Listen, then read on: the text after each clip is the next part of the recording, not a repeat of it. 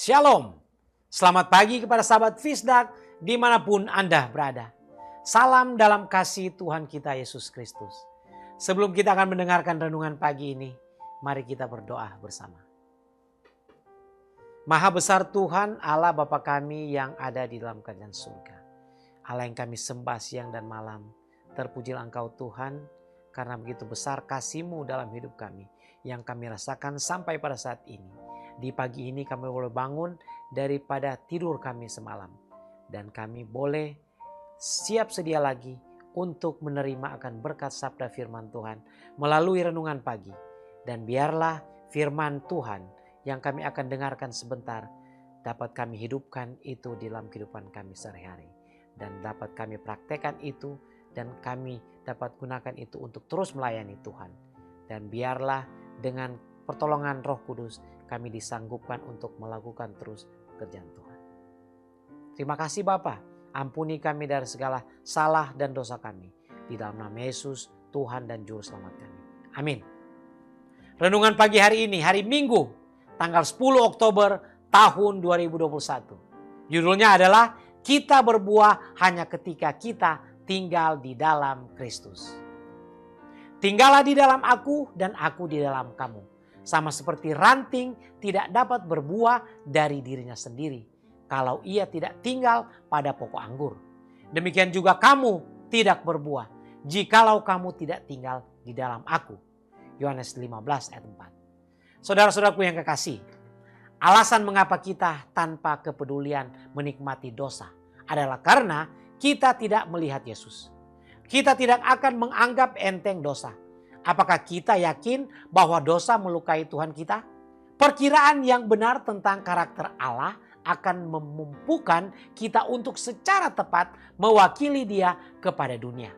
Kekerasan dalam kata-kata atau perilaku, ucapan jahat, kata yang penuh gairah tidak bisa ada dalam jiwa yang memandang Yesus.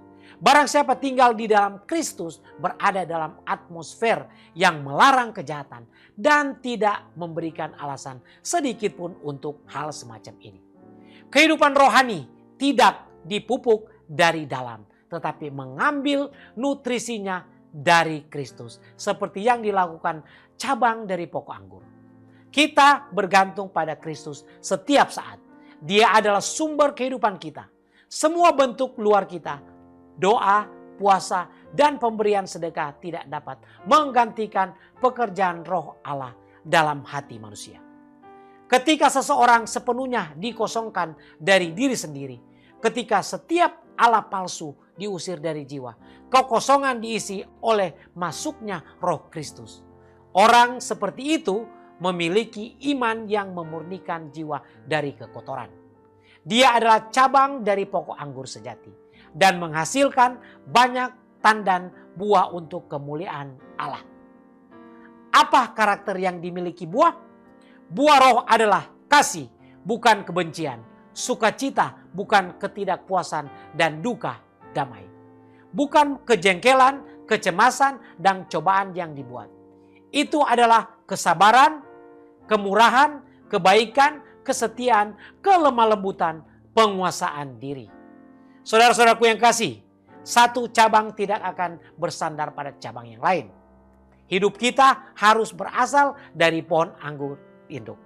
Hanya dengan penyatuan pribadi dengan Kristus, dengan persekutuan dengannya, setiap hari, setiap jam kita dapat menghasilkan buah-buah Roh Kudus. Pertumbuhan kita dalam kasih karunia sukacita kita, tujuan kita, semua bergantung pada penyatuan kita dengan Kristus dan tingkat iman yang kita jalankan di dalam Dia. Demikianlah firman Tuhan yang kita baru saja dengarkan tadi. Salam kami dari Fisdak Media Ministry. Tuhan memberkati kita semua.